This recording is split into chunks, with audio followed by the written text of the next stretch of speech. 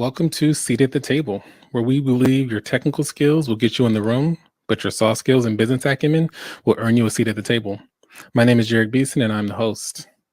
We're seeking to have candid conversations with leaders across all verticals and industries, diving into topics that will prepare and equip cybersecurity leaders by extracting hard-earned lessons from the years of experience our guests bring to the show. And today's guest is Tyler Farrar, new CISO at Exabeam. Tyler, welcome to the show. Good to be here, Jerich. Thank you. No problem. If you don't mind, can you share your background with our audience? Yeah, like you said, I'm the CISO at Exabeam, focused both on enterprise cybersecurity and product security. But before that, I was working at Maxar Technologies. They're a satellite manufacturing, satellite imagery company. Ran security operations, infrastructure governance, cyber assurance, a lot of USG program, US government program protection functions. But before that, I worked at KPMG, worked a lot of client engagements on things like next-gen security operations and FedRAMP ATOs and vulnerability management programs and threat intelligence programs. And then lastly, majority of all that experience in cybersecurity comes from the military. I was a naval officer, cryptologic warfare officer. Worked at Fort Meade, Maryland, managed a lot of projects that were in the cyber operations realm, both offensive and defensive within U.S. Cyber Command. Thank you for that background. We also share some Big Four and government experience. I think this is going to be a good one, guys. So today's show is about the first 90 days as a CISO. Just about every profession transitioning into a new role is one of the more disruptive parts of anybody's career. And studies have shown that the first 90 days set the tone for just about everything you will do in this new role. And with the added weight and responsibility, and quite frankly, the expectations that come with a new security executive, this 90-day window carries extra significance. The president of the United States, if I'm correct, has like 100 days to show value. So we get, 10 less. I guess our job is 10%, not as hard. But let's hop right on in. So Tyler, the first 30 days for me is more important than, anything as the first foray into leadership at a new organization. It's the really first time you get to make an impression, and you only get a chance to make one first impression. So as a new CISO, what does your first 30 days look like, and what did you prioritize? Yeah, I came into the role, or I come into any role, and you already have a mindset for how you want to and how you like to establish your program. And I'll talk about how that is for me, but you want to bring that in, but also feel out and balance what's already happening within the organization and what type of objectives they're already executing against. And so that's how I kind of came in the first few days to feel it out. I didn't want to rock the boat too much. I wanted to be in discovery mode. I wanted to listen, but I also wanted to hit the ground running. I got a little fortunate, I'd say, in my current role. A big piece of that cyber assurance part that I talked about earlier with my experience was with an ISO 27001 pursuit. And we were happy to announce, and we just got certified just a couple of weeks ago. So great news for us, but that was just starting to evolve when I started. It was perfect for me. I was able to automatically and on almost day one set the information security objectives. And those information security objectives were nice, not only for the audit, but they were also nice for me to start to build out the foundations of my program. And I'd like to really quickly tell you what those are, just if anybody's wondering. I set 4 objectives. I said, number 1 is we need to reduce our cyber attack surface. Number 2, we need to identify and block potential cybersecurity threats when they do attempt to come in. Number 3, we have to provide that cyber assurance to our customers. And number 4, we have to continuously enable employee productivity and balance through a risk-based approach security, right, with business velocity. And so I took those objectives and I applied them to ISO 27001, thus automatically moving some of the stage 1 audit forward, while also setting up my foundational objectives for my program. So was, again, a little lucky of the timing, but being able to set value very, very quickly, and then pivoting off of that and actually applying policies for ISMS, scope and policy statements, and moving further into the ISO 27001 certification. So pause. Those objectives were really nice because then I could pivot and start to build out what my objectives and milestones were for the remainder of the quarter, and balance with what was actually already happening, and applying those into the current quarterly plan. So that was a huge piece of that. And so what else was going on, right? I talked about ISO. Another big one was around DMARC enablement. And the company had really done, I'd say, the hardest work so far to get us to that point. And so it was me identifying, first 30 days, what's left, what's the change management involved to actually flip the switch and start to enforce. But again, huge as part of that Exabeam trusted email program was to enable DMARC. So those first 30 days was a lot of just finishing out the program, or excuse me, that project to get us to that point. What else? We were going towards a big partnership with the Google Cloud Marketplace and being put onto the marketplace there. And so we were really happy to announce that back in when I first started. However, that was a big, there's back and forth with contracts negotiations and making sure that we're meeting everything, making sure we can meet everything, et cetera. So that was a big piece. And another big value add was getting us there from a security perspective in order to be on Google Marketplace. And I want to pivot back to program establishment. How did I do that, right? First 30 days, how did I do that? I set my objectives via the ISO 27001 program. And so now I want to establish my program. I sat down with my team, and I started to formulate from those objectives, what are some of the key outcomes that we want to achieve for the remainder of this quarter, and what are the milestones that are going to get us there, and then what's going to happen the following quarter. We're already about 30 days in the quarter, so I wanted to start thinking about what does the next quarter look like. So we consolidated a lot of our roadmap and tried to streamline a lot of it to this new way of thought, which was me coming in. I also had to, when I was building that program, think about what was I hired to do, not just what I want or what I'm seeing. And a lot of that was around coordinated control for our product and our corporate infrastructure, right? Product security, enterprise security. So I immediately set up I'll call it a tiger team, where we focus more with product and engineering and cloud operations on, hey, how do we implement more of a cloud security center of excellence? That's really was the end goal with this. And in order to do so, another big dependency was we need to make sure that we're speaking the same language. And how we did that was through a common security control framework. I mentioned ISO was a big thing. NIST was hanging around here or there, but we needed to standardize on a framework, which we did. We standardized on NIST 853 as a company, but then I knew that applying all NIST 853 controls to what I'll call commercial or public offering, some of it's overkill versus what we would apply for a FedRAMP offering.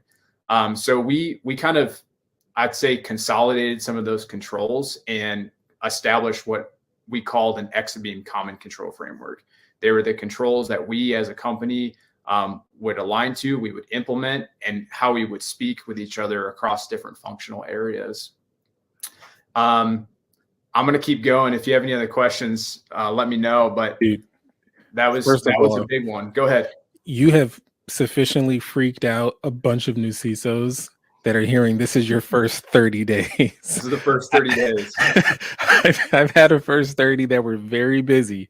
I've had a first 30 where within the end of that first 30, we had a full strategy. But even that, it's just a plan to do something. You did stuff. I'm going to just recap some of the things I wrote down. I was viciously taking notes. ISO compliance, DMARC enablement, contract negotiations with some small company called Google. Set objectives via your ISO program. started Q2 planning, established a Tiger team for the Cloud Security Center of Excellence. Oh, and by the way, we just created our own framework as well, right? That was your first 30 days. Now, I got to find out. Like, so in your interview process, I'm throwing out all my questions. I had all kind of questions planned for you. This is done. We're gonna dig in on some of the things you said. Let's do it. Out of all the things that you got accomplished, how much were you aware of you were going to need to do before you actually started? Was this part of the interview process? You knew you were going to have to get in and then really start going, or did you figure this out pretty quickly? I knew as part of the interview process that a big piece of this was, again, that coordinated control where we're partnering with our product teams and being able to ensure that the appropriate amount of security is going into particularly the product, and we're able to effectively provide that cyber assurance to our customers. That was probably the biggest one. I was a little bit, it was a little bit of a, like not a shocker, but more of a heads up that was in a tighter timeline for the ISO piece. But having experience with that and understanding the framework, that one was not done through the interview. But to answer your question, the big piece of it was around that cloud security piece and getting those common control frameworks set up. So I knew going in there that was going to be a big part of my responsibilities. So one of the benefits to working for a security product company is you don't have to fully champion security, right? Because it's built into what the company is and what they do. So that's going to differ from, many of the people in the audience. But my experience, I'm curious about yours, is even if I move really fast, even if I come in with a ton of credibility, you still have to build those relationships to really move the needle. But it sounds like you had things already in motion before. Can you talk about that? Because most of what you talked about is not something done solely within the security org. ISO, you need IT. DMARC, you need IT. Contract negotiations, you need legal and IT and third-party teams. Objectives for ISO, you need executive buy-in. Q2 planning, you need the finance team involved because there's probably going to be some level of budget spend and so forth. Cloud security, that's IT more than security, right? All these things require so many other parties, but you were able to make progress. I'm curious to what that chicken and egg relationship was like. Yeah, that's a really good question. So there's several answers to that. The first one is my director of InfoSec here is outstanding, and so he's been around much longer than I have, and so I did leverage a lot of him and his relationships to be able to get in front of the right people to talk to. That's kind of number one tactically. From an ISO compliance perspective, we have a compliance team that's within our product organization. And so major partnership with that team in order to drive that forward. So we had full buy-in from that team to really champion what was required of ISO throughout the product, throughout the organization. From a legal perspective, our GRC function our lead of that team is heavily partnered with legal. I mean, they work every single contract, every single customer security questionnaire, every single vendor risk assessment. There was a lot of partnership there. So I did leverage that partnership to work through that.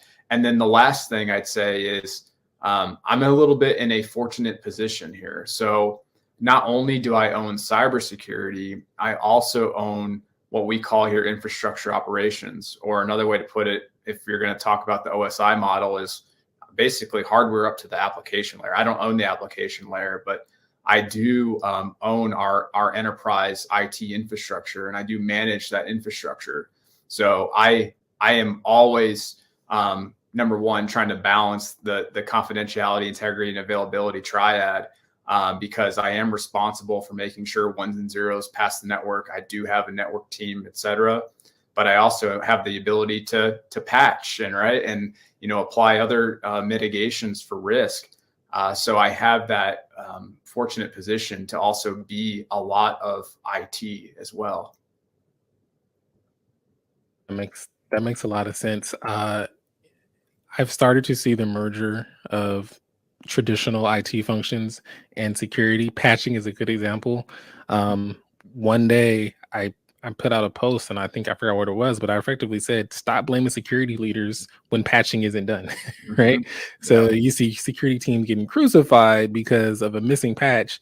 All they can do is wring their fists, put together a nice risk report, tell as many people, but most of the time security teams don't patch. But with you, it's a little bit different. So we can blame Tyler if Yeah, patches.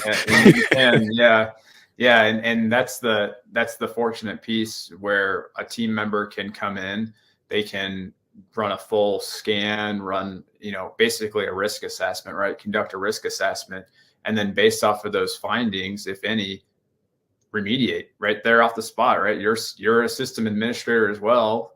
Apply the patch and move on. It's I know that there's more organizations that are taking that approach. It's definitely more responsibility. It does require the CISO to think more about availability than they probably do on a regular basis. But if you can balance, not saying they're equal, but if you can balance those three out, it is extremely valuable for the CISO to be in that type of role. Makes a lot of sense. So we haven't talked about this, but I think it'd be helpful because it would help me understand how you establish influence as fast as you did. What is your reporting structure? Who do you report up to? I report to the CIO, Okay. and that was the other piece you asked me about for finance. And so the CIO, we report in the CFO organization. Ah, So there's heavy and close partnership there as well to be able to speak about, hey, these are the risks. This is the investment that I need in order to fix this, right? So that's another big partnership there. okay. All right. So let's fast forward to you're 30 days in. You've done this mountain of work already. You looked back on that first 30 days, like a lot of people do at least. At what point did you realize, okay, I made a good decision coming here? Because you were comfortable, you were where you were making progress at Maxar, no issues, and then you decided to jump into the Exabeam data lake, pun intended, and start a whole new career. There's always a little bit of trepidation. I've made multiple career changes, and you don't really know you made a good decision until you've been in there for a while. How long was it before you realized, all right, this was the right thing? I honestly, it was within a few days. I already knew, like, I was a customer of Exabeam. I really loved the product. I really loved all of the team members that we worked with when I was at Maxar from Exabeam. And I just knew the culture was there. I knew that, and part of that culture was that security, mindedness.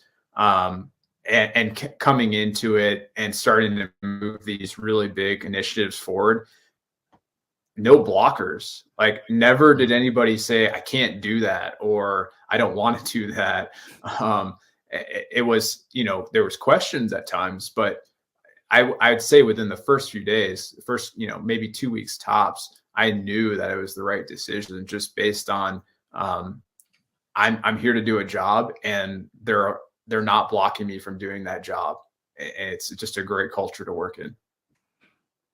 That's awesome, man. I think we talk a lot about building a security culture. And we're probably gonna have an entire episode on it one day. There are other cultural aspects of an organization that impact your ability to succeed as well. Things like, is it a process-oriented organization, or are there, certain key relationships that are necessary from a political perspective? What did you do to just understand how things work at Exabeam, how things get done, how decisions are made? What type of steps did you take, or how did you go about that process?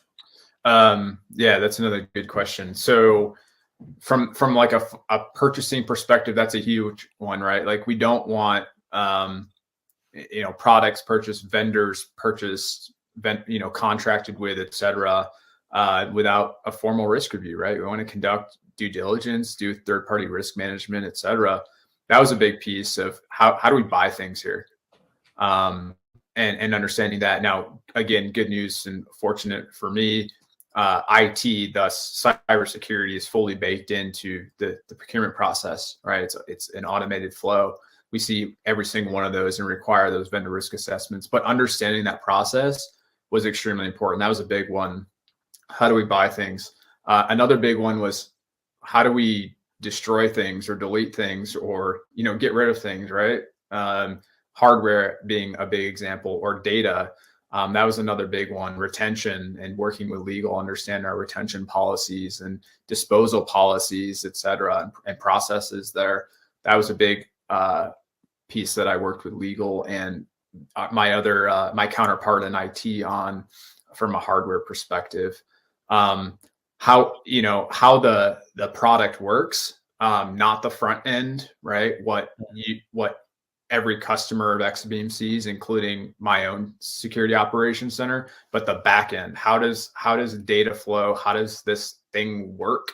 What are we really selling to our customers? So partnering with our engineering teams, our cloud operations teams, to understand just how everything works. And then I think lastly is, how do we support the business within IT, and being, owning a portion of IT infrastructure, sitting down with my team and walk me through what our enterprise infrastructure looks like and how are we enabling productivity for our employees.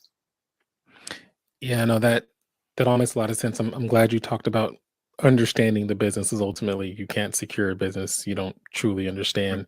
The show is called Seat at the Table, and what I love about this explanation is you did not talk about the vertical relationships, right? You didn't talk about all the people above you. You talked about the horizontal relationships, and that's what I typically emphasize. And I'm of the belief that if you have strong horizontal relationships, is going to immediately give you the strong vertical relationships. Is that something that you just did organically, or is that something you did intentionally?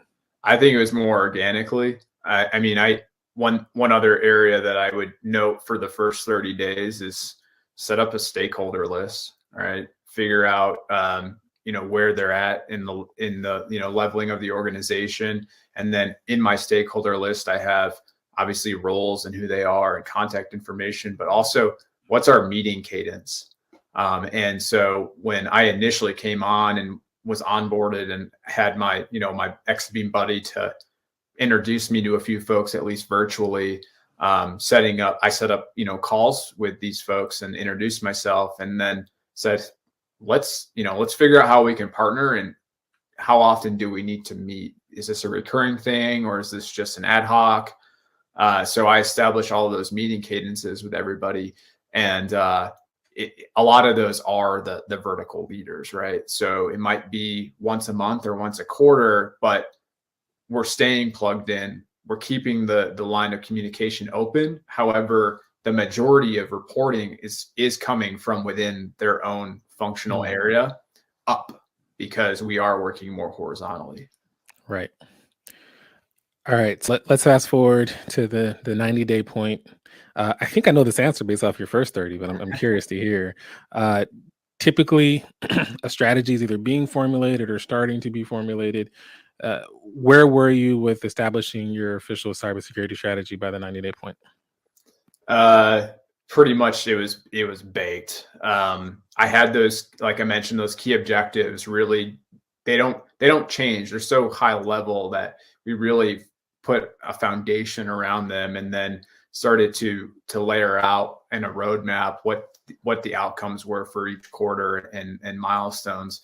I don't want to plan too far out. I discourage a lot of that, especially with a smaller company. Things change so frequently, and risk could come up, like on a dime. So planning just a couple of quarters out, just to keep focus on what is the long-term plan. But I don't plan any farther out than that. But to answer your question, it was pretty much baked. We at that point obviously had completely implemented DMARC, and now we're thinking about what are those key objectives and key outcomes that we're going to start to strive for, that are probably more multi-quarter based on how big of the project is. And so examples being, and I don't want to give you too much buzzwords here, but a lot of it was around like zero trust principles. We're formally establishing more of a trusted access program, but we have this amazing product, and so we have a lot of the detection capabilities already done with, and so that a lot of the advanced pieces are complete, but some of the foundational elements we're still working on and will always be working on. I think every company will always be working on, and those are around just ongoing, hygiene of infrastructure for a big one. Particularly, you're talking about access control and trust with our endpoints. And so constantly monitoring and being able to monitor that endpoint hygiene, and then being able to say, yay or nay to access, both from an infrastructure perspective as well as more of like infrastructure services, example being, Okta, or maybe, another infrastructure, Wi-Fi, VPN. That was a big piece of our program, is being able to consistently monitor and then enforce device access, user access. So that's fully baked into our plan now. We're going to continuously do that. I mentioned first 30 days, what is the business needs? And another big one is around, other security certifications. I don't think I'll name that at this time, but there's another big one that we're going to start pushing on. And so that's fully baked into our plan at this point to execute against and obtain that certification. Another big one outside of trusted access and cyber assurance is cyber risk management. You said or asked me about culture earlier. A big piece of culture for security is at least being able to provide the data necessary for somebody to make an informed decision. And in this case, it's a risk decision, right? So establishing that foundational cyber risk management program, cyber risk reporting, a form, a risk register, a POAM tracker, plans of action and milestones, establishing some security champions throughout those functional areas, and then communicating it all. We have that all baked in. So now where we're at is starting to discuss when new risks come in. It's much easier to make a decision, right? Because you actually have all the data to say this or that or both, but I might need further investment in money or people. So those are some of the big things that we baked in. Yeah, to answer your question, a lot of it at this point is ready to roll, and we're just moving through those big key outcomes. Thank you for sharing that information. I think people are starting new jobs as security execs all the time, and being able to hear directly from someone that just went through that start, albeit your start was a little bit more fortuitous, as you said yourself, there's still a lot of parallels and similarities that we're going to face in our new start. And this is actually personal for me, because I'm starting a new security role at another organization in a couple of weeks, right? So this has really been helpful. So we're coming on my favorite part of the show, where we talk about an analogy or a metaphor, just something that you use to explain a security concept to someone that's not very technical and doesn't necessarily in our industry. What do you have for us? Yeah, the word breach used way too frequently, and it's a very, very strong word. I heard an executive say it once on a meeting, and I won't say what company, but my boss was on that call and got extremely freaked out about it. After this person reached out to me and said, "We have a breach." I said, "No, we have a security incident," and those happen, right? And so the metaphor is, if you think of a security incident like a pesky cold, it happens, right? Events happen all the time. Things happen all the time. There's attackers knocking at the door all the time. Those are security events. A security incident is where maybe they get and violate a couple of your defense in depth controls. That's going to happen, but it's a cold. You'll get over it. Security breach, it's a flu. It's a cancer. It's bad, right?